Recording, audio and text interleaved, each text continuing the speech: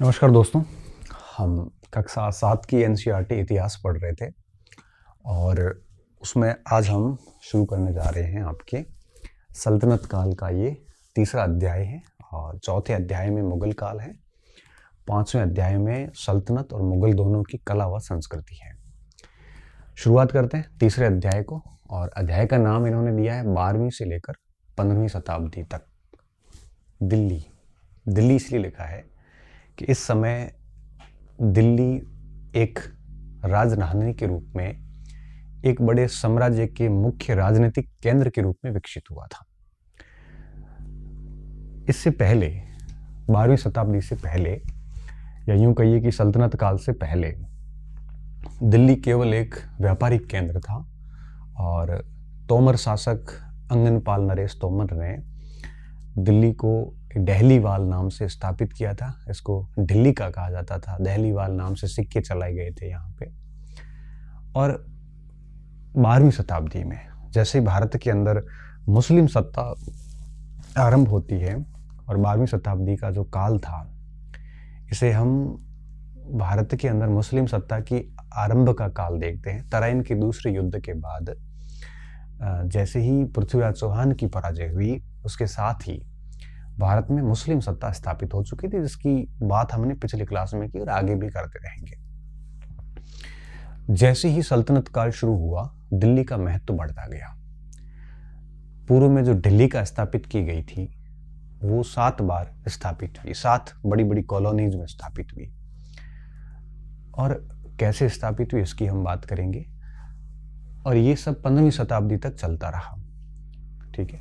और जैसे ही 16वीं शताब्दी आई, मतलब 1500 के बाद, तो 16वीं शताब्दी के अंदर मुगल काल की सत्ता शुरू हो जाएगी। तो पहले 12वीं से 15वीं शताब्दी जो सल्तनत काल है उसको पढ़ेंगे, और उसके बाद हम आगे जाएंगे। इसमें टोटल 4 हेडिंग है। सबसे पहले कि सुल्तानों के अधीन दिल्ली किस तरह से एक राजनीतिक केंद्र के रूप में उभरी। दूसरा इसमें देखेंगे कि खिलजी और तुगलक वंश के अंतर्गत प्रशासन नजदीक से एक नजर देखेंगे। और 15वीं और 16वीं शताब्दी में सल्तनत काल किस तरह से रहा। लास्ट में देखो, इसमें कुल 5 राजवंश हुए। अगर आपको पता हो तो एक गुलाम वंश हुआ, सबसे पहले था। और गुलाम वंश के बाद में खिलजी आए, जो खल्ज प्रदेश से आए थे। खल्ज प्रदेश अफगानिस्तान में है, लेकिन खिलजी अफगानी नहीं थे, तुर्क थे। तुर्कों से उनको बाहर निकाला गया था और खल्ज में आके बस गए थे, तो उनकी संस्कृति जो है वो अफगानियों जैसी थी। ये थे तुर्क। खिलजियों के बाद में तुगलक आए, ठीक है। और ये किरान घराने के तुर्क थे। उसके बाद में सैयद वंश आया, ये सिया था। और अंत में लोदी आया, जो अफगानी थे, ठीक है। ये तीनों तुर्क थे। अब गुलाम वंश का जो काल था, ये सल्तनत की स्थापना का काल था।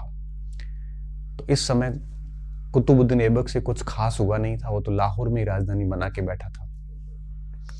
इल्तुतमिश ने सल्तनत काल को एक वास्तविक रूप से स्थापित किया, और उसने खलीफा से खिलत प्राप्त करी थी, मान्यता प्राप्त करी थी, लाल कपड़ा प्राप्त किया था। फिर बलबन ने ठीक विस्तार किया, लेकिन इस समय शासन पद्धतियां इतनी अच्छे से स्थापित हुई नहीं थी। उसके बाद में आते हैं खिलजी और तुगलक। इस काल में अलाउद्दीन खिलजी, मोहम्मद बिन तुगलक, फिरोज शाह तुगलक जैसे बड़े नाम आते हैं। इन्होंने न केवल दिल्ली सल्तनत का विस्तार किया, बल्कि इन्होंने एक मजबूत शासन सत्ता भी स्थापित की। केंद्रीय शक्ति के रूप में उभरे थे। दक्षिण भारत तक के राज्य इनके कदमों में थे। उसके बाद में अंत में आते हैं 2। ये 15वीं और 16वीं शताब्दी के स्टेट थे, जो ये लिखा है ना कि 15वीं और 16वीं शताब्दी में सल्तनत। तो ये लास्ट हेडिंग सैयद और लोदी वंश की है। सेकंड हेडिंग खिलजी और तुगलक की है। और आरंभ में गुलाम वंश के बारे में ज्यादा इन्होंने लिखा नहीं। ये 5 राजवंश थे टोटल। इन्होंने भारत के अंदर आपके 12वीं से लेकर और 15वीं शताब्दी तक शासन किया था। इसे हम सल्तनत का काल कहते हैं। सल्तनत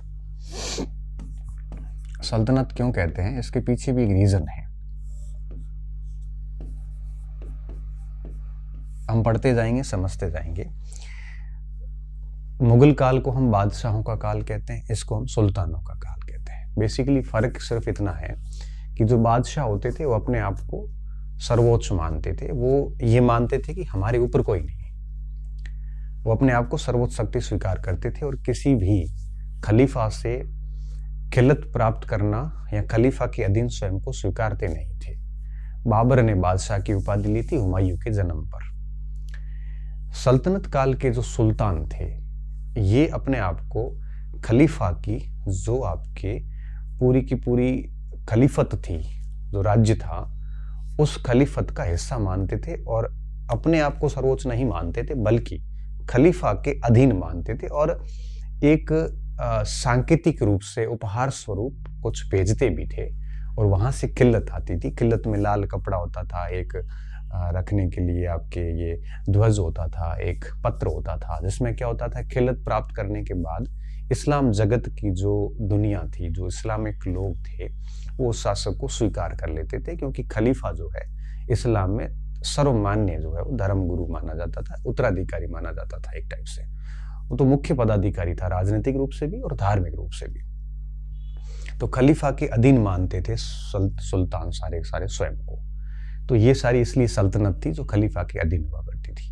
बादशाह जो थे मुगल काल में जो आए वो अपने आप को किसी के भी अधीन स्वीकार नहीं करते थे, इसलिए वो अपने आप को बादशाह कहते थे।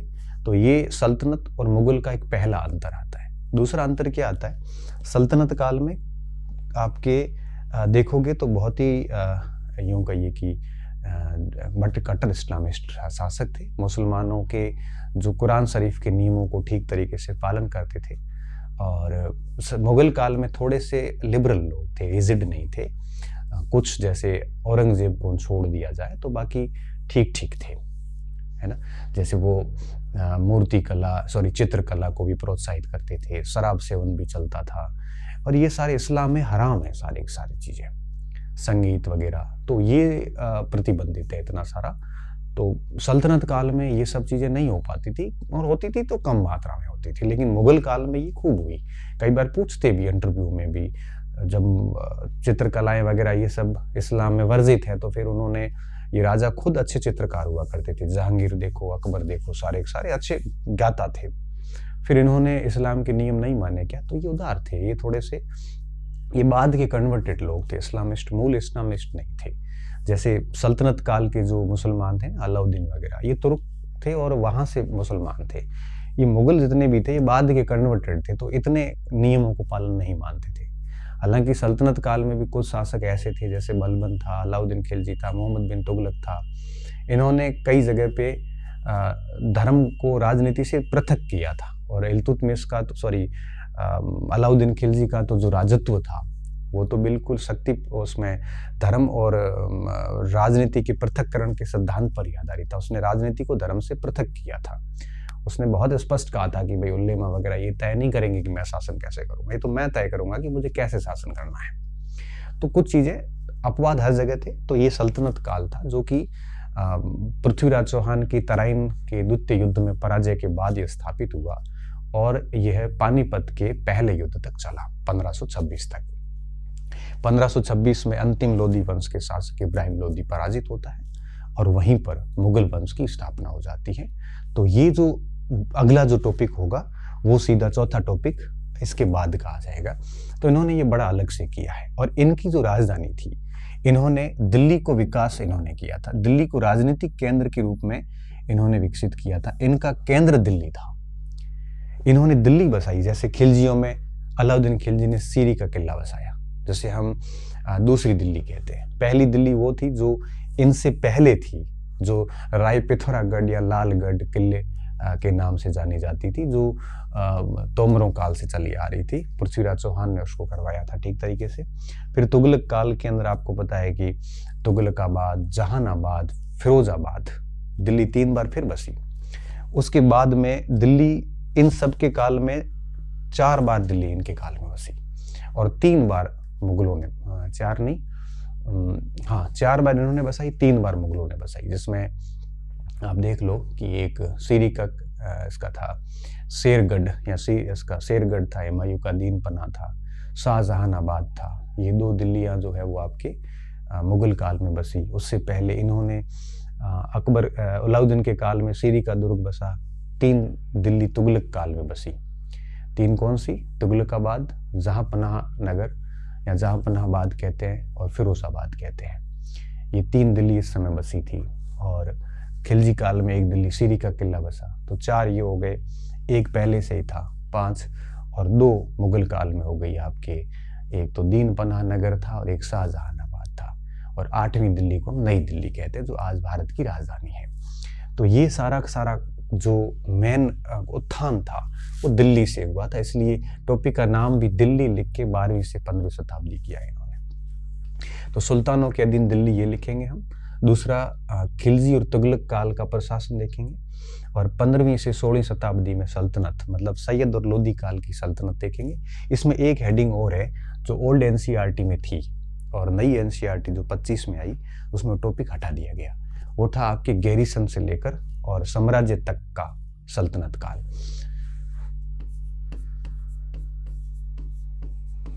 गैरिसन से, ये दूसरी हेडिंग है पहले नंबर के बाद।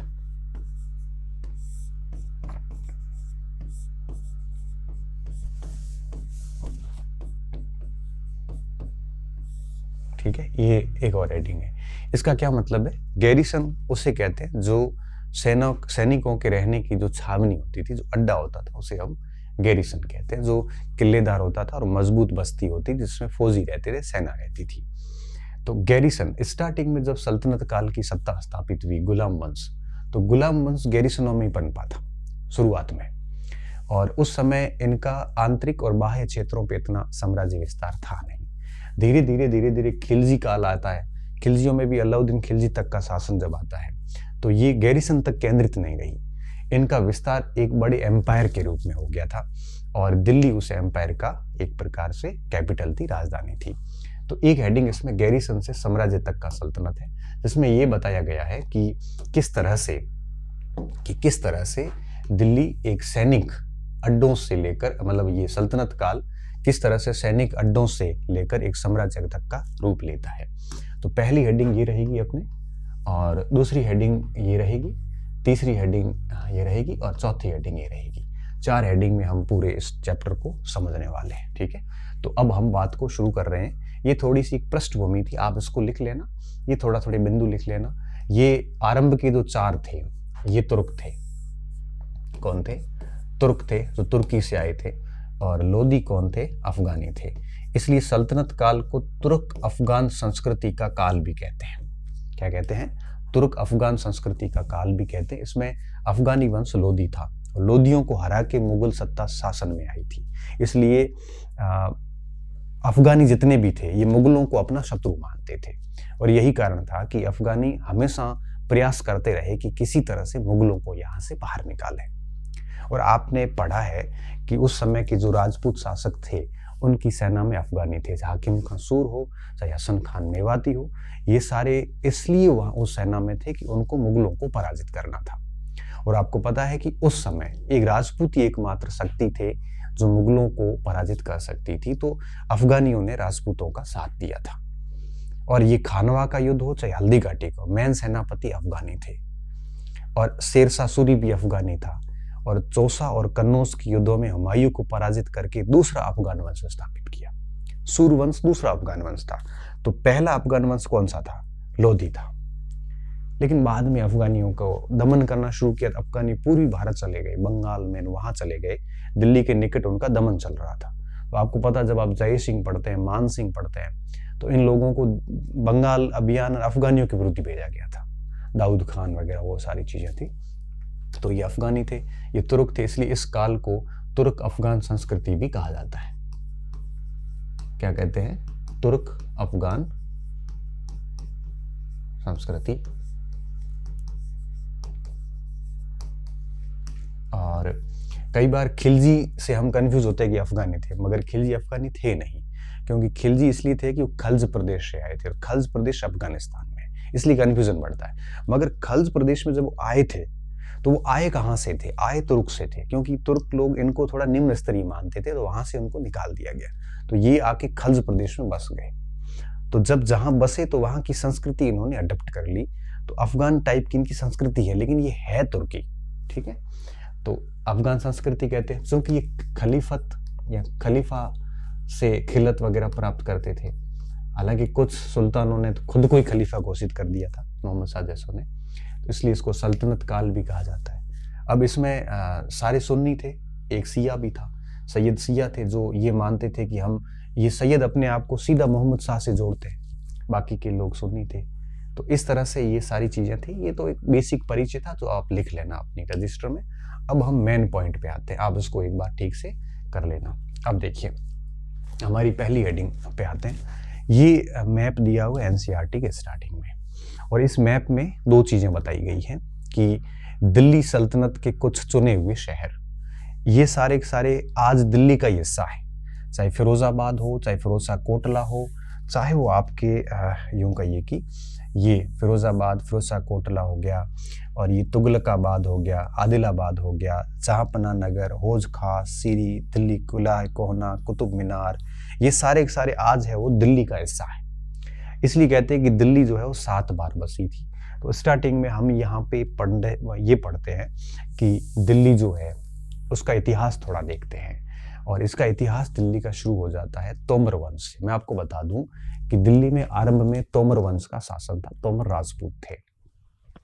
हालांकि कुछ इतिहासकार तोमरों को जाट भी बताते हैं।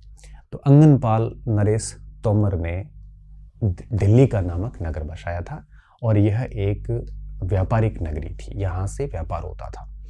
इसके बाद में इनको चौहानों ने पराजित किया। चौहान अजमेर और दिल्ली को अपना केंद्र बनाए रखना चाहते थे। चौहान राजवंश में हम ये बात पढ़ते भी हैं।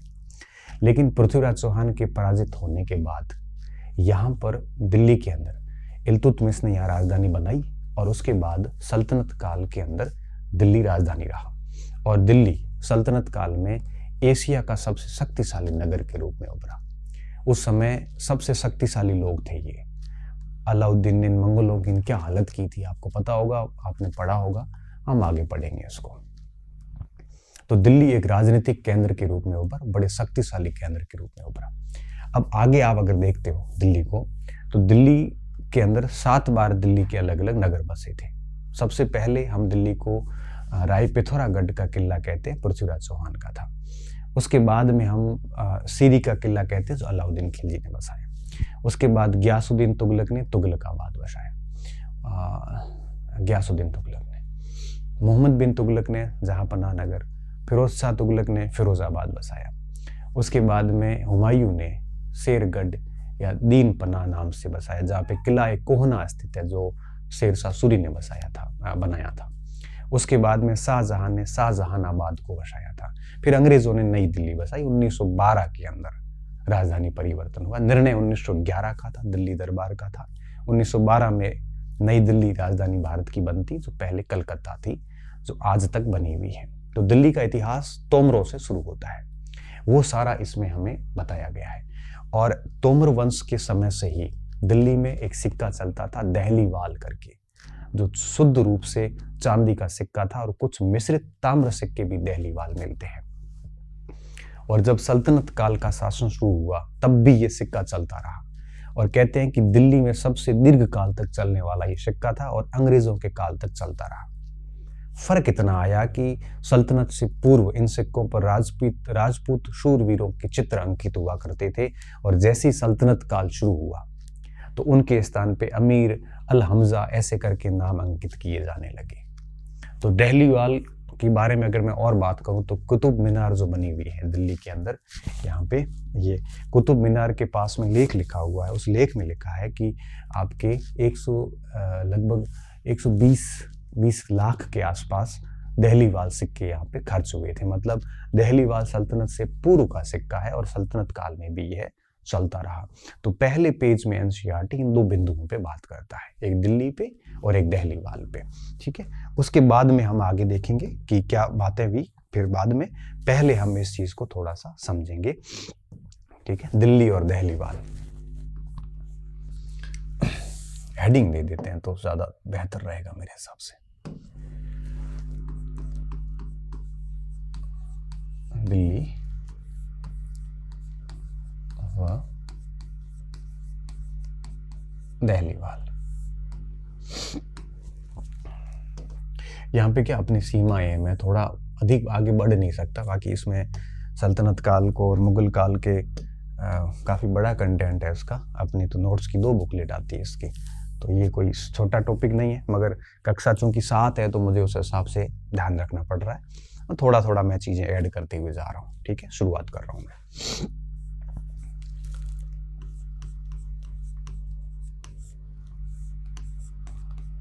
तोमर शासक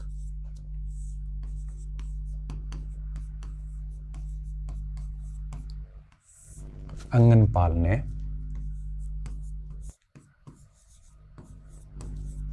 दिल्ली का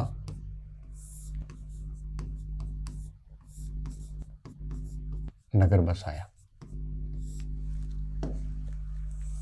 दिल्ली का नगर बसाया। ठीक है, किसने? तोमर नॉरिस अंगनपाल ने बसाया। मैं आपको बता दूं, ये तालिका दी हुई है, तो अंगनपाल का शासन जो है वो 1130 से लेकर 1145 के बीच में माना गया है, एनसीईआरटी ने लिखा है। फिर यहाँ पे चौहानों का शासन शुरू हुआ, फिर 1192 तक। फिर ये गुलाम वंश, खिलजी वंश, तुगलक वंश, सैयद वंश, लोधी वंश। लोधी में बहलोल लोधी, उसके बाद में सिकंदर लोधी। एक सेकंड मैं ही नाम लिख लेता हूँ यहाँ पे। एनसीईआरटी को पता नहीं सिकंदर लोधी को लिखने में क्या दिक्कत थी। सिकंदर लोधी ये रहा है आपके 1489 से 1518। ठीक है, 18 ही मुझे याद आ रहा है अभी तो। फिर आता है आपके सिकंदर लोधी के बाद में इब्राहिम लोधी। इब्राहिम लोधी जो रहा है 1526 तक। ठीक है, तो ये इनके बारे में मैंने आपको पहले ही थोड़ी सी डिटेल है वो यहाँ बता दी है, तो आप इसके साथ में इनको जोड़ सकते हो। किसको? इस तालिका को जोड़ सकते हो। तो मैं ऐसे करता हूँ, इस तालिका को ऊपर ले लेता हूँ। ठीक है, तो ये तालिका आपको थोड़ा सा समझने में और मदद करेगी। हालांकि मैंने मोटा मोटा आपको बता दिया है, फिर भी आप इसको एक बार देख लेना। ठीक है, अब देखिए, तो आपको पता है कि मैंने जैसे कहा कि ये जो है आपके किस तरह से दिल्ली नगर है वो बसाया गया था। अब आप देखिए, इसमें दिल्ली का नगर बसाया, आगे चलकर तथा इसे तथा राजधानी बनाया।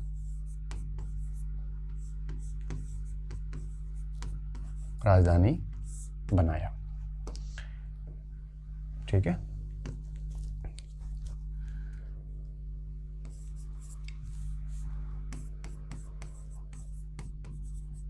तत्पश्चात चौहानों ने दिल्ली पर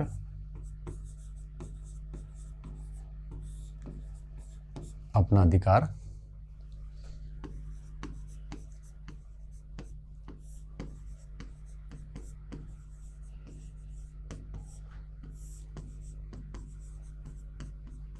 स्थापित किया। ठीक है, 12वीं शताब्दी तक दिल्ली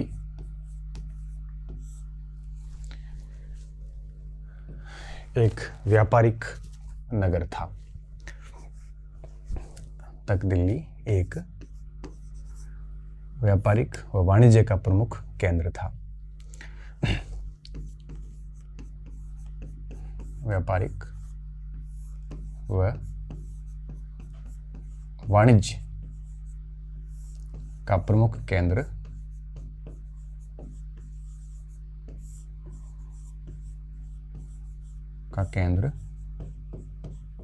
था। और यहाँ पर समृद्ध जैन समुदाय रहता था, जिन्होंने कई पार्श्वनाथ के मंदिर भी बनाए और दहलीवाल के सिक्के भी उन्होंने जलाए थे। केंद्र था यहाँ पर। समृद्ध व्यापारी रहते थे। समृद्ध व्यापारियों में क्या, जैन समुदाय अच्छा खासा व्यापारी वर्ग है। समृद्ध यहाँ पर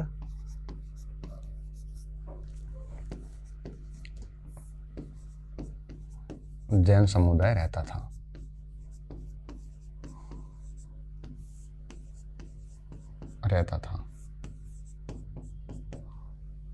ठीक है, जैन समुदाय रहता था जिन्होंने कई मंदिर बनाए थे।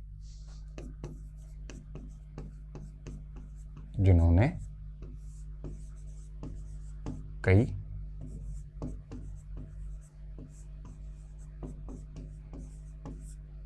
जैन मंदिर बनाए।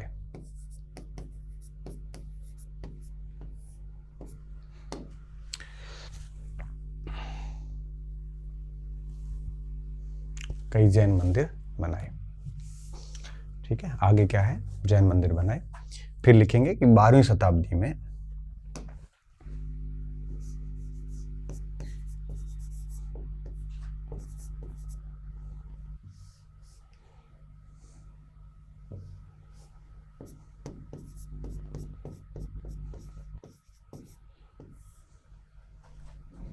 के बाद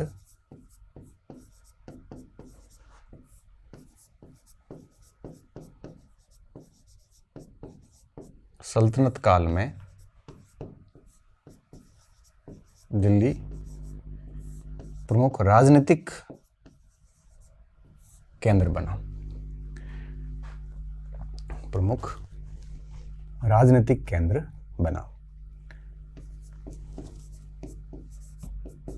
राजनीतिक केंद्र के रूप में केंद्र बना। दिल्ली को 7 बार बसाया गया।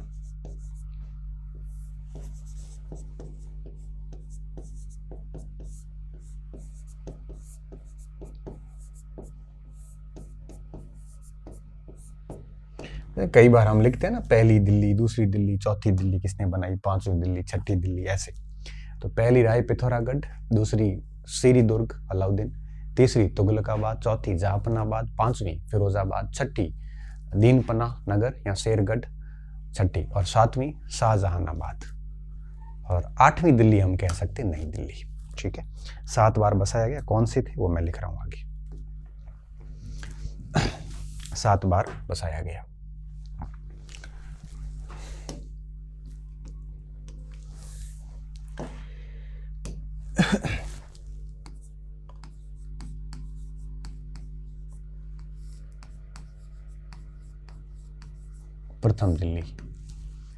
प्रथम दिल्ली राय पिथौरागढ़ नाम से जानी जाएगी। किला राय पिथौरागढ़ या लाल कोट भी कहते थे। ठीक है,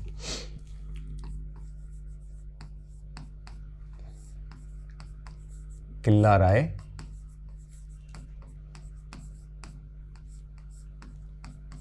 पिथौरागढ़ या लाल कोट कहते हैं। यह अवशेष आज भी हमें वो देखने को मिलते हैं। कहाँ पर? कुतुब मीनार के इनके पास में मिलते हैं। ठीक है, इसी तरह से दूसरी दिल्ली जो थी वो आपकी सीरी दुर्ग थी।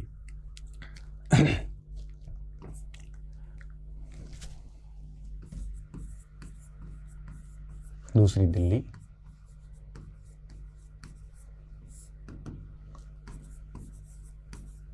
सीरी दुर्ग अलाउद्दीन खिलजी।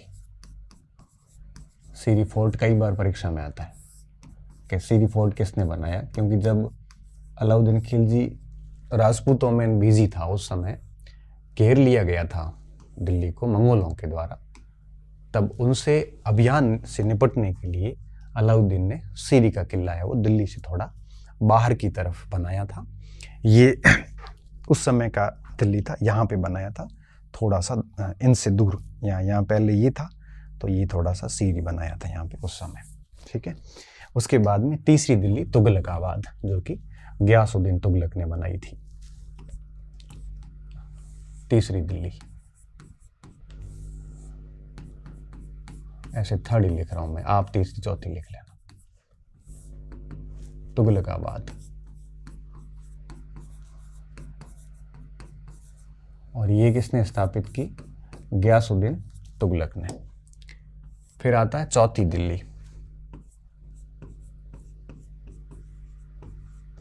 चौथी दिल्ली थी जहांपनाहबाद।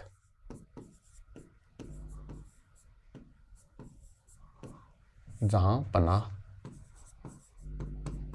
बाद भी कहते हैं, जहां पनाह नगर भी कहते हैं, इन्होंने जहां पनाह ही लिखा है खाली। ये किसने किया? ये किया मोहम्मद बिन तुगलक ने। शॉर्ट में मैं MBT लिख रहा हूं।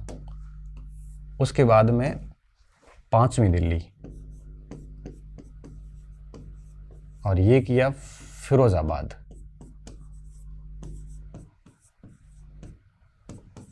फिरोज शाह तुगलक ने, जिससे हम कहेंगे FST।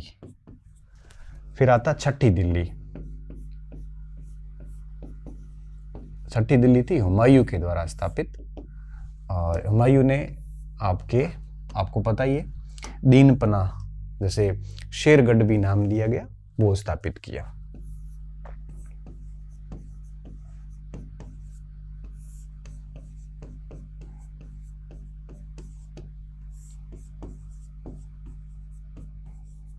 ये आता है कई बार कि प्रथम दिल्ली किसने बनाई थी, दूसरी दिल्ली किसने बनाई, ऐसे।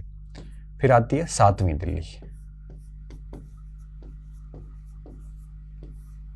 ठीक है, शाहजहानाबाद।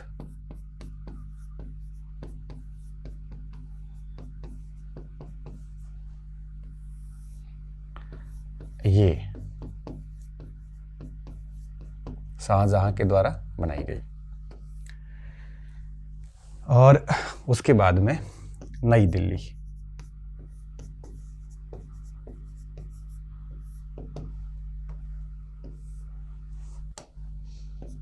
उन्नीस 1911 में दिल्ली दरबार,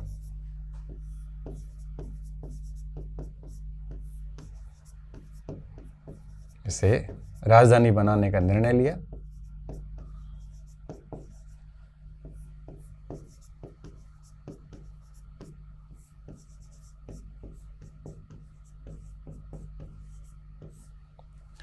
और 1912 में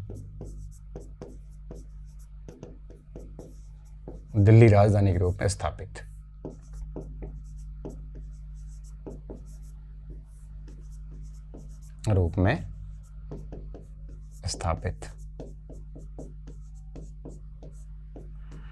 ठीक है, चेंज 12 में भी थी, निर्णय 1911 के दिल्ली दरबार का था।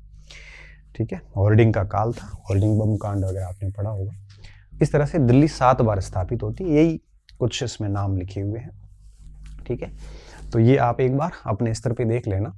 और यहाँ पर जो सिक्का चलता था वो था दहलीवाल। तो सबसे पहले हमने दिल्ली को समझ लिया, अब हम थोड़ा सा दहलीवाल को देख लेते हैं, उसके बाद में पहली हेडिंग हमारी कंप्लीट हो जाएगी। क्लियर?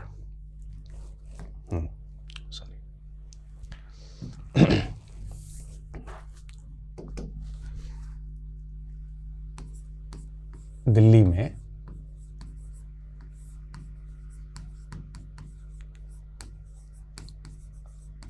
दीर्घकाल तक चलने वाली मुद्रा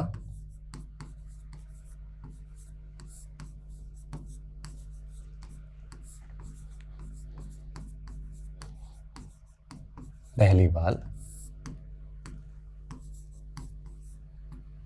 थी।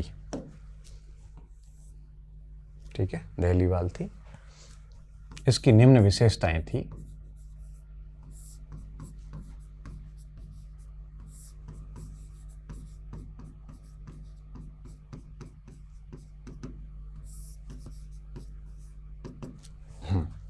इसकी कुछ विशेषताएं थी, मैं शॉर्ट में आपको थोड़ी विशेषताएं बता देता हूं।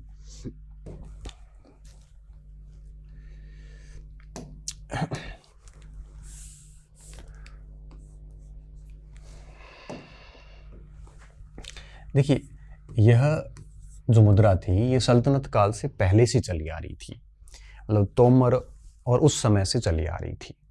ठीक है, और फर्क इतना था कि पहले राजपूत शूरवीरों की आकृतियां थी, बाद में इन्होंने इसके स्थान पे अमीरों की आकृतियां, उपाधियां लगाई मुसलमानों के अनुसार। और ये मुद्रा अंग्रेजों के काल तक चलती रही। शुद्ध रूप से चांदी के कुछ सिक्के भी मिलते हैं और ताम्र मिश्रित धातु भी हमें प्राप्त होती है। और इसके साथ साथ अगर देखें तो कुतुबुद्दीन ऐबक के कुतुब मीनार के लेख पर हमें इसकी जानकारी मिलती है कि यहाँ पर 20 लाख दहलीवाल का खर्च हुआ था। तो दहलीवाल काफी पुरानी मुद्रा थी और दिल्ली सल्तनत में सबसे दीर्घ काल तक ये चली थी। सल्तनत क्या, दिल्ली पूरी में चली थी ये। तो यह सल्तनत पूर्व की काल की मुद्रा थी। पूर्व में इस मुद्रा पर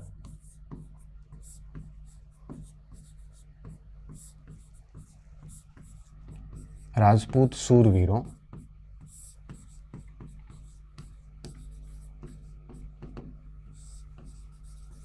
की आकृतियां उत्कीर्ण होती थी और बाद में जब मुसलमानों का शासन शुरू हुआ तब इन्होंने अमीरों के नाम लिखे, ठीक है, जो संस्कृत और देवनागरी लिपि में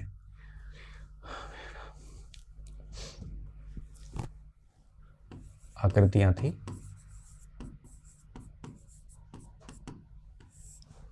आकृतियां उत्कीर्ण थी।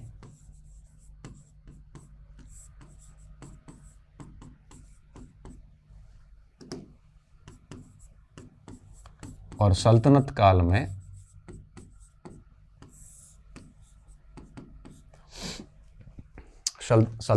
में इन पर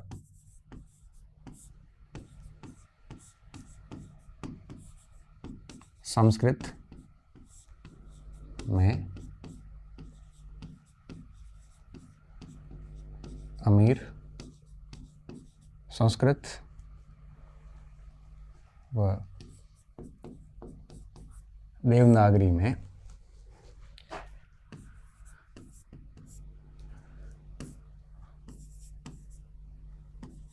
अमीर हमदा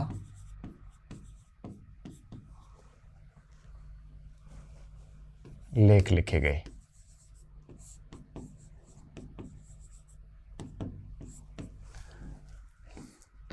यह शुद्ध चांदी की भी थी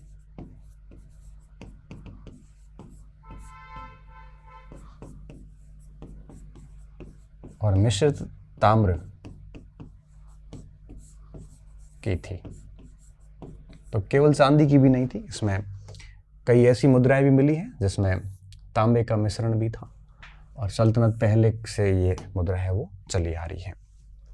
कुतुब मीनार का जो लेख है उस लेख में लिखा है कि भाई 120 लाख दहलीवाल है वो खर्च हुए थे, ठीक है।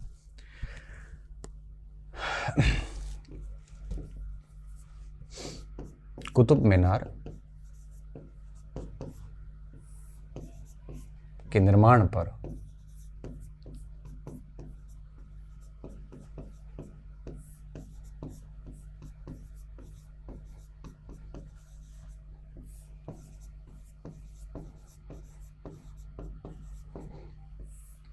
का व्यय हुआ था।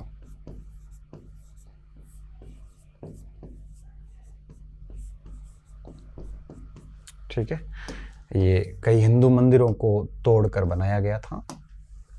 तो ये थोड़ा सा आप इसको भी देख लेना क्योंकि ठीक ठीक काम का है ये। दहलीवाल का जिक्र है तो थोड़ा सा एडवांस मैंने इसमें बता दिया आपको। क्लियर। अब आगे बढ़ते हैं। सुल्तानों के अधीन दिल्ली, काफ़ी बातें तो हो गई है, फिर भी यहाँ से और अपन शुरू करते हैं। यहाँ पे एक कोट है जो यहाँ पे आरपीएससी पूछ भी सकती है, कई बार पूछती भी है। ये नाम है फ़क्र मुदब्बिर का। किसका है? फ़क्र मुदब्बिर का है, जो सल्तनत कालीन एक लेखक थे जिन्होंने आदाब उल हर्ब और संजर अबवा लिखा था। और वो क्या लिखते हैं, बड़ी इंपॉर्टेंट बातें हैं, इसको आप ध्यान से समझना। ये लिखते हैं कि राजा का काम सैनिकों के बिना नहीं चल सकता।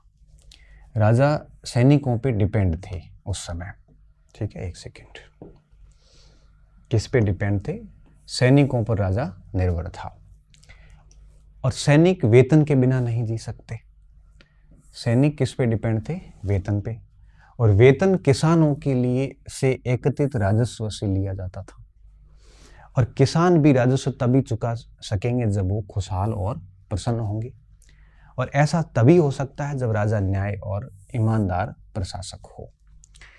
तो ये फक्र मुदब्बिर का स्टेटमेंट है, जो लिखता है कि न्याय का एक चक्र है, कि उनके अनुसार राजा अगर न्याय प्रिय है और ईमानदार है तो किसान खुशहाल होंगे, प्रसन्न रहेंगे।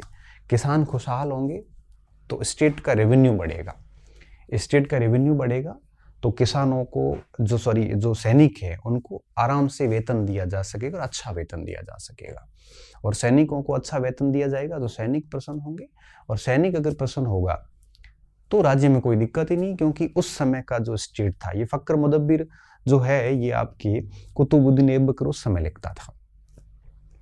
अगर सैनिक प्रसन्न है तो सल्तनत पे कभी कोई आंच नहीं आ सकती। तो ये न्याय चक्र का पूरा सिद्धांत है जो दिया था किसने, फक्र मुदब्बिर ने दिया था। तो इसके बारे में हमें थोड़ा सा ध्यान रखना है। और आगे क्या लिखता है, सुल्तानों के अधीन जो दिल्ली थी इसकी जानकारियां हमें विभिन्न प्रकार की लेखों से प्राप्त होती है, जो कई तारीखें और तवारीखें मिली हैं हमें। तारीख एक वचन है, तवारीख बहुवचन है। उस समय कई सारी पांडुलिपियां लिखी जाती थी। पांडुलिपियां लिखने के लिए पहले लेखक कागज बनाता था, उसके बाद में उसको लेखन का कार्य करता था। उसमें जो जो मेन शब्द थे उनको वो सोने को पिघला के और वहां से उसको हाईलाइट करते थे, फिर उसकी जिल्द बना के और पुस्तक बनाई जाती थी। पांडुलिपि बनानी आसान नहीं थी। उसको तारीखें और तवारीखें कहते थे। फारसी भाषा का मुख्य रूप से यूज किया गया था। उन पांडुलिपियों में से एक ये भी है। तो इनसे हमें कई सारी जानकारियां जो है वो मिलती थी। पांडुलिपि लिखने वाले जो लेखक होते थे वो बेसिकली गांव से संबंधित कोई नहीं होता था, सब नगरों के थे। तो नगरों की जानकारियां हमें ज़्यादा मिलती हैं। वो गवर्नमेंट में वो किसी बड़े पद पे सेक्रेटरी या दबीर जैसे पदों पे होते थे, और वो हमेशा से राजा को आदर्श व्यक्ति बनाने का प्रयास करते थे। साथ ही साथ वो बिल्कुल लैंगिक भेदभाव करते थे। वो महिला को राजा होना स्वीकार नहीं करते थे। मिन्हाज और सिराज जैसे लोगों ने रजिया सुल्तान को सभी गुणों से युक्त होने के बावजूद भी अपनी पुस्तक में एक राजा के रूप में स्वीकार इसलिए नहीं किया है कि वो महिला थी। उसके सारे भाई जो है उनसे वो बेहतर थी, योग्य थी, लेकिन पूरी जमात ने उसको एक्सेप्ट नहीं किया क्योंकि वो महिला थी। तो इन सारे लेखकों ने एक लैंगिक भेदभाव वाला दृष्टिकोण रखा है। तो सुल्तानों के अधीन दिल्ली की जानकारियां हमें विभिन्न प्रकार की पांडुलिपियों से मिलती। पांडुलिपियां आपके तारीख और तवारीख के रूप में थी, जो एक वचन और बहुवचन को दर्शाता है, और फारसी भाषा में थी। इन पांडुलिपियों को तैयार करने की एक प्रक्रिया होती थी, और उस पूरी प्रक्रिया को 4 चरणों में बांटते हैं। कागज बनाना, उसके ऊपर लिखना, हाईलाइट करना, जिल्द बनाना, और पांडुलिपि तैयार हो जाती थी। और फिर उन पांडुलिपियों में हमें लिखने वाले जो लेखक होते थे वो जनरली नगरों के लोग थे, तो नगरों की जानकारियां ज़्यादा मिलती है, और सरकार में बड़े पदों पे थे, लैंगिक भेदभाव रखते थे, राज्य को आदर्श बनाने की कल्पना प्रेषित करते थे। ये सारी चीज़ें जो है वो इस हेडिंग में आती। तो सबसे पहली बात हम क्या लिखेंगे कि इसकी जानकारी जो है वो हमें कहाँ से प्राप्त होती है, विभिन्न प्रकार की पांडुलिपियों पे।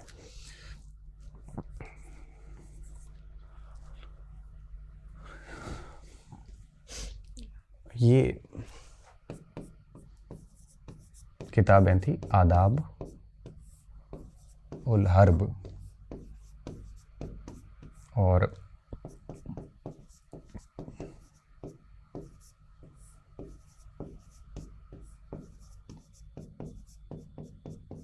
संजरुल्लाह साहब, ये फक्र मुदब्बिर ने लिखे थे।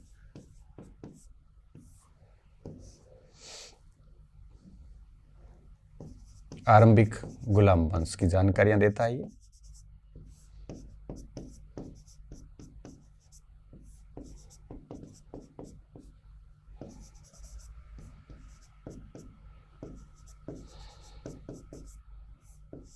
ठीक है, थोड़ा ध्यान रखना, पूछ लेते हैं कई बार।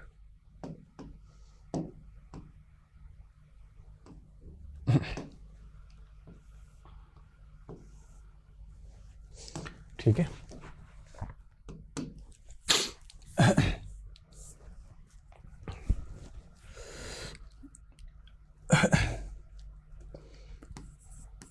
इसकी जानकारी सिक्के, स्थापत्य, इसकी जानकारी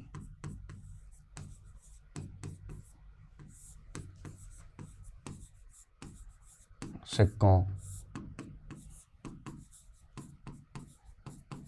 स्थापत्यों, अभिलेखों,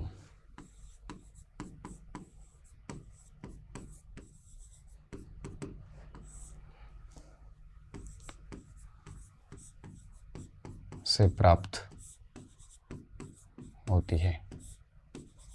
सर्वाधिक जानकारियां मिलती हैं आपके पांडुलिपियों से।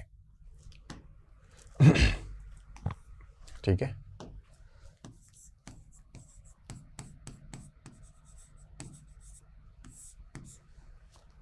सर्वाधिक जानकारियां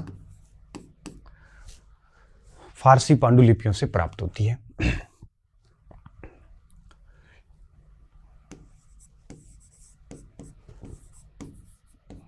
कार्या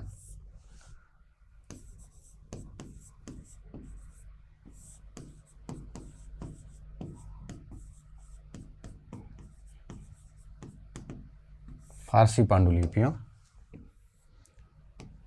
से प्राप्त होती है।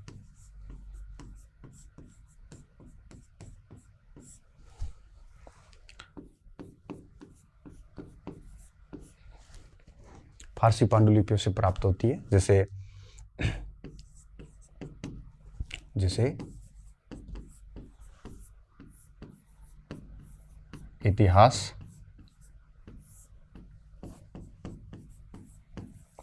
तारीख। ये किताबों का नाम आता है जिसके आगे तारीख आता है, ये एक वचन होता है।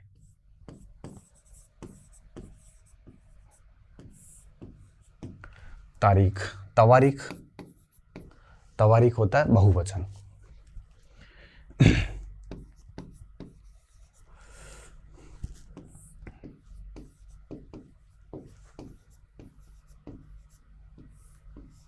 तारीख एक वचन और तवारीख बहुवचन। जैसे इतिहास तारीख तवारीख के रूप में लिखा जाता था।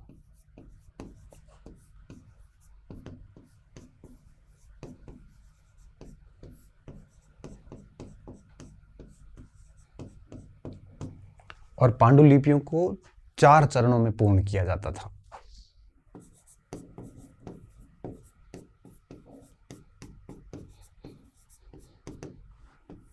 पांडुलिपियों को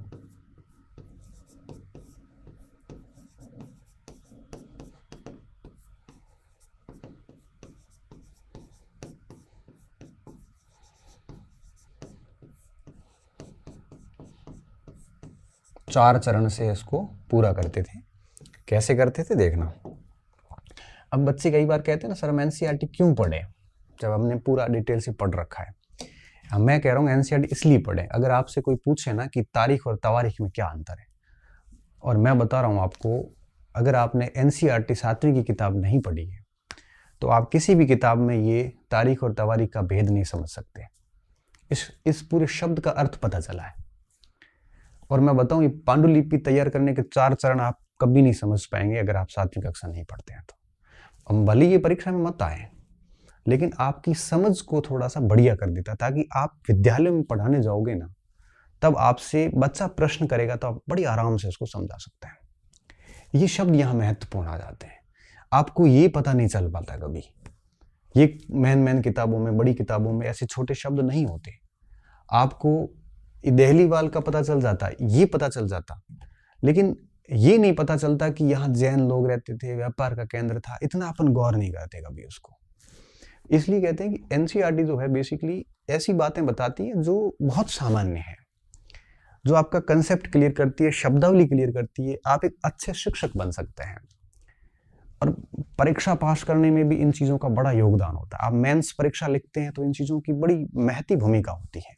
इसलिए एनसीईआरटी पढ़नी चाहिए। बड़ा कई बार होता है कि हम केवल परीक्षा के दृष्टिकोण से देखते हैं, पॉइंट ऑफ व्यू से देखते हैं, लेकिन मुझे यूं लगता है कि हमें इसलिए पढ़नी चाहिए कि हमारी इस विषय के प्रति समझ बढ़ती है। अब देखो ये पांडुलिपि, मैंने इतना इतिहास पढ़ा है, पिछले 12 साल से पढ़ा रहा हूँ। इतिहास की सारी परीक्षाएं करी, net, JRF, first grade, professor, सारी परीक्षाएं पास करी। बावजूद उसकी पांडुलिपि बनाने की 4 विधियां मैंने पहली बार पढ़ी। तब मुझे लगता है कि एनसीईआरटी क्यों पढ़नी चाहिए, अपने आप में जवाब है उस प्रश्न का जो बच्चे पूछते हैं कई बार। मैं कई बार कहता हूँ कि मेरे से कोई पढ़ा है बच्चा है, मेरे नोट्स किसी के पास में है, बैच किसी के पास में है, उसको कुछ भी पढ़ने की आवश्यकता नहीं है, वो आराम से इतिहास की कोई भी परीक्षा पास कर लेगा। मैं ये दावा करता हूँ और ये बात सत्य भी है। मगर फिर आप मुझे कहोगे सर फिर हम ये क्यों पढ़े? हम इसलिए पढ़ना चाहिए, छोटी छोटी बातें हमें समझने को मिलती हैं। अब मैंने बैच में ये नहीं पढ़ा है कि पांडुलिपियाँ कैसे तैयार की जाती, क्योंकि वहाँ वो बताना मुझे नेसेसरी नहीं लगा और मुझे एक्चुअल में आता भी नहीं था। अब यहाँ मैंने ये चीज़ समझ में आई कि यार ये तो बड़ा इंटरेस्टिंग फैक्ट है और बड़ा महत्वपूर्ण बिंदु हमें जानना चाहिए था। आगे ऐसी कई और बातें आने वाली है। देखिए, तो सबसे पहले क्या करते थे, ये कागज तैयार करते थे।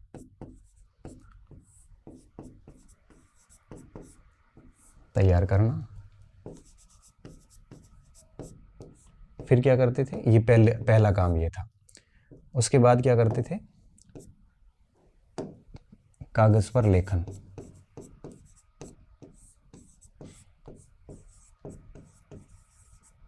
ये दूसरा काम।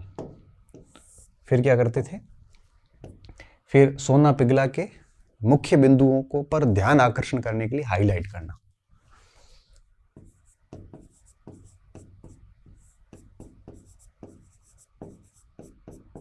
पिघलाकर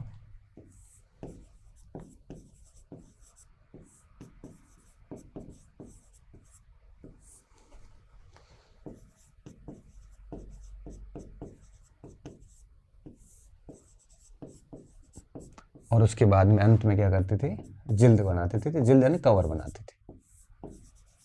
ऐसे पांडुलिपि तैयार की जाती थी।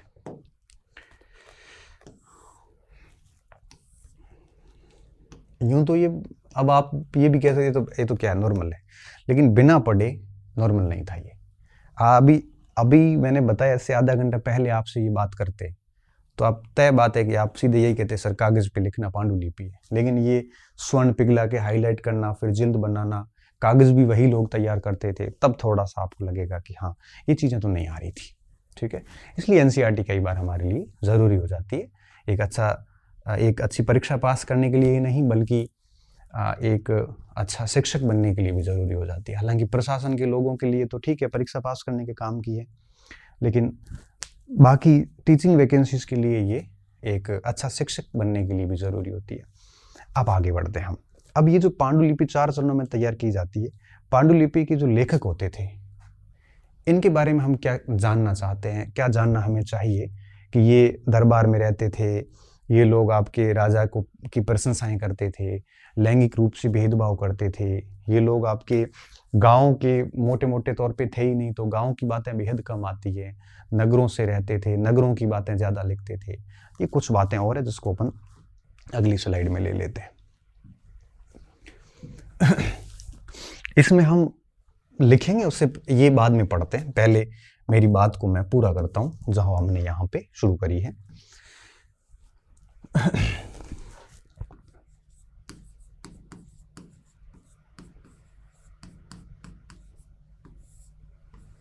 पांडुलिपि लेखक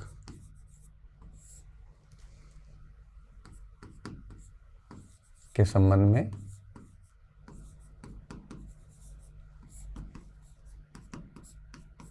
निम्न बातें गौर करने योग्य हैं।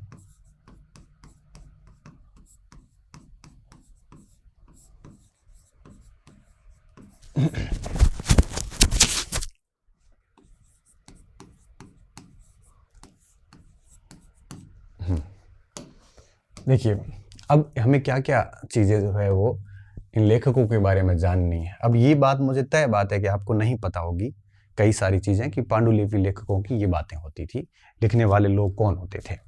अब देखिए, सबसे पहला, ये लोग लेखक जो है सचिव, प्रशासक, कवि या दरबारी सुशिक्षित होते थे। ये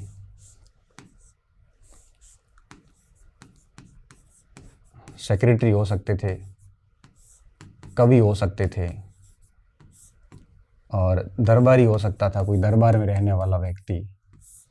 ये कोई सुशिक्षित व्यक्ति हो सकता था, जिसको रहता वो भी दरबार में था, सुशिक्षित थे। ठीक है, ये बात इनको अलग बनाती थी दो औरों से। इसके अलावा अगर अपन इसमें और देखें तो घटनाओं के वर्णन के साथ साथ शासकों को सलाह भी देते थे।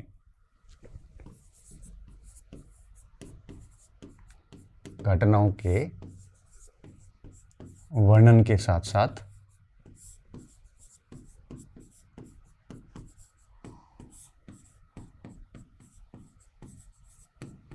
शासकों को सलाह देते थे।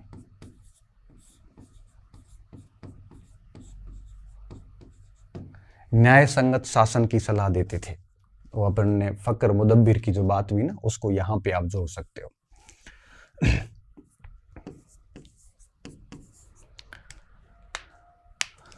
न्याय संगत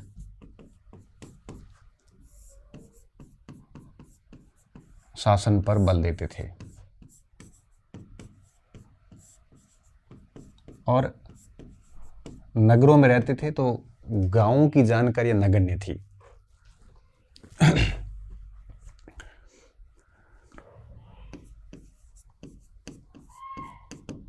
नगरों में रहते थे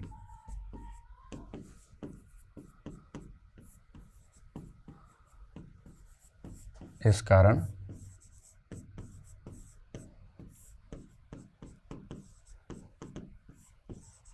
गांवों की जानकारियां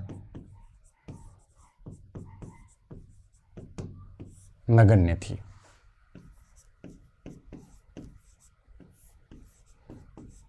लैंगिक भेदभाव पर करते थे, वो इसमें मैं आपको समझाऊंगा। और एक और भी बात थी कि अक्सर इनाम और इकराम पाने के लिए इतिहास लिखते थे। अक्सर इनाम व इकराम, वाहवाही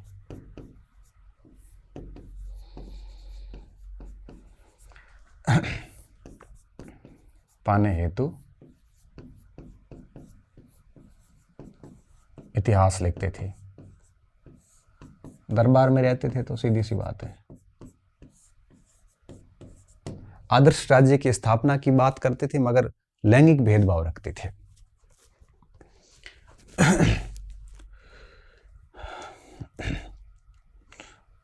राजाओं को आदर्श वाली बात तो आ गई ना, न्याय संगत वाली। ये राजाओं को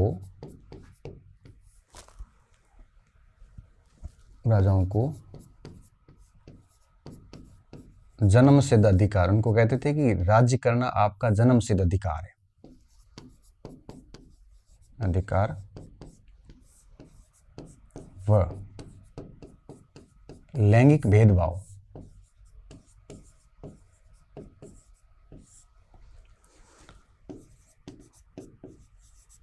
आधारित आदर्श राज्य की सलाह देते थे। कुछ बच्चे कह रहे थे सर आप पीपीटी ला के पढ़ा दो जल्दी हो जाएगा। मैंने परिचय वीडियो में कहा था कि जल्दबाजी करना, घास काटना मेरे डिक्शनरी में भी नहीं है। इसलिए मैं कहता हूं कि मेरे से वही बच्चा पढ़ सकता है जो धैर्य रख सकता है, अधीर ना हो। मेरे से वही स्टूडेंट पढ़ सकता है जिसको परिश्रम करने में डर नहीं लगता हो। मेरे से वही स्टूडेंट पढ़ सकता है जो बेहद शांत हो और जिसको सच में ही काम करना है, तड़क भड़क दुनिया से दूर। मेरे से वही बच्चा पढ़ सकता है जो खुद करके सीखने पर बल देता है। तो धीरे धीरे अपने आप वो लोग दूर हो जाएंगे जो शॉर्टकट में विश्वास रखते हैं। मैं नहीं रखता। अब यही अगर मैं 7वीं कक्षा पूरी की एक पीपीटी बना दूं और बोल के चला जाऊं तो 2 घंटे में 7वीं कक्षा हो जाएगी, मगर वो मेरे लिए हो जाएगी, आपके लिए भी हो जाएगी, लेकिन याद नहीं होगी ना। आप उसको निचोड़ निकाल के उसको अच्छे से आत्मसात कर पाओगे। इसलिए मैं पूरा टाइम लेता हूं और बड़े समझ के साथ लेता हूं। ऐसा तो है नहीं कि मैं पहली बार पढ़ा रहा हूं। मुझे आपको इतना पता है कि मैं आपके लिए गलत नहीं करूंगा। तो जैसा कर रहा हूं ये डेफिनेटली मुझे लगता है कि इससे बेहतर हो नहीं सकता विद्यार्थियों के लिए। हालांकि मेहनत इसमें मेरी अधिक लगती है, मुझे ये सब तैयार भी करना पड़ता है, सारा हाथ से लिखना पड़ता है, समझाना उतना पड़ता है, और घर पे भी बैठ के इस पे ऊपर टाइम देना पड़ता है। तो मुझे ज़्यादा मेहनत करनी पड़ती है इसमें आपकी तुलना में। आपको तो पक्का पकाया महल सीधा लिखना ही है, 4 पेज लिखने हैं। मुझे कितनी मेहनत करनी पड़ती होगी। तो ये इसलिए कर रहा हूँ, मुझे पता है कि आपके लिए ये ज़्यादा बेहतर फॉर्मेट है, और ऐसा फॉर्मेट इस यूट्यूब की दुनिया में कोई दे नहीं पाएगा, इतनी तय बात है। क्योंकि ये लिखना करना कोई आसान काम नहीं है। ये पेज लाके पूरा का पूरा स्कैन करके टॉपिक को कोई भी पढ़ा देगा, लेकिन ये आपको नोट्स कोई नहीं बनवा पाएगा, ना कोई आपको छोटे छोटे सीधे सीधे शब्दों में समझा पाएगा, क्योंकि बहुत लेबोरियस कार्य है, माथापड़ी कौन करे इतनी। इसलिए आप धैर्य से पढ़ते जाइए, और मैं आपको आराम से 3-4 महीने में पूरी एनसीईआरटी करवा दूंगा, ठीक है ना, कहीं दिक्कत नहीं आएगी। ठीक है, बीच बीच में कुछ काम पड़ते हैं, नौकरी पैसे वाले लोग हैं, तो बीच में 2-3 दिन का गैप रह जाता, बाकी कोशिश यही रहती है कि नियमित रूप से क्लास चलती रहे। आदर्श राज्य की स्थापना की सलाह देते थे। ये ऐसा आदर्श राज्य जिसमें राजा को कहा जाता था कि शासन करना आपका जन्मसिद्ध अधिकार है, और लैंगिक भेदभाव रखते थे। वो कहते थे कि केवल पुरुष ही शासक बनने के योग्य, स्त्री की शारीरिक और मानसिक संरचना राजा बनने के योग्य नहीं है। ये राजा को एहसास करवाते थे, राजा को कहते स्थापना पर बल। ये इनकी पांडुलिपि लेखकों की बातें थी। एक उदाहरण मैं आपको यहां समझाना चाहूंगा।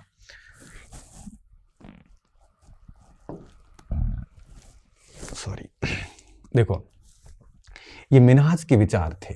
मिन्हाज कितना बड़ा लेखक था उस समय। तबकात नासिरी में क्या लिखा है,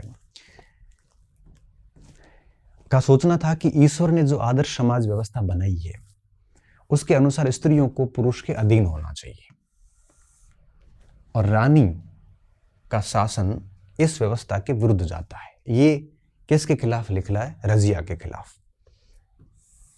ठीक है, ये रजिया पर बात लिखी जा रही है, और इसलिए वो पूछता है कि खुदा की रचना के खाते में उसका ब्यौरा चूंकि मर्दों की सूची में नहीं आता, इसलिए इतनी शानदार खूबियों से भी उसे आखिर हासिल क्या हुआ।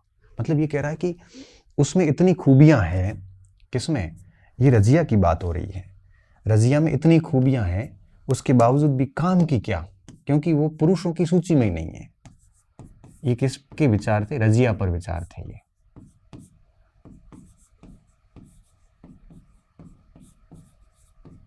वो कहता था कि सब भाइयों से योग्य होने के बावजूद भी हम उसको शासक नहीं मान सकते, क्योंकि वो एक महिला है।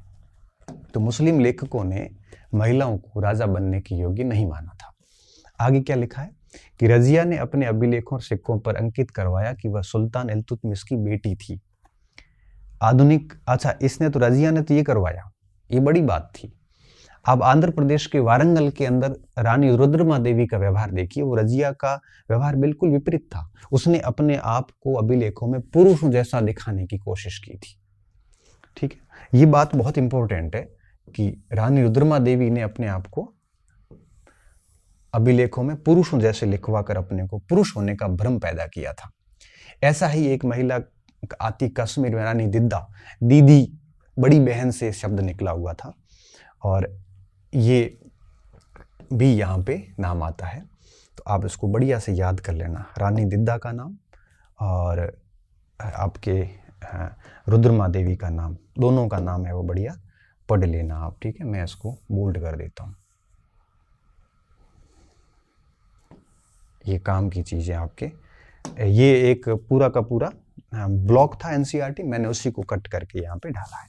ठीक है, अब आगे की बातें हम कल करेंगे। आज की हेडिंग हम यहीं पे पूरी करते हैं। ठीक है, ये यहाँ तक आप लिख लो। तो आगे की क्लास में हम इस टॉपिक को पूरा कर देंगे। बहुत बहुत धन्यवाद विद्यार्थियों, अच्छे रहिए, मस्त रहिए और पढ़ते रहिए।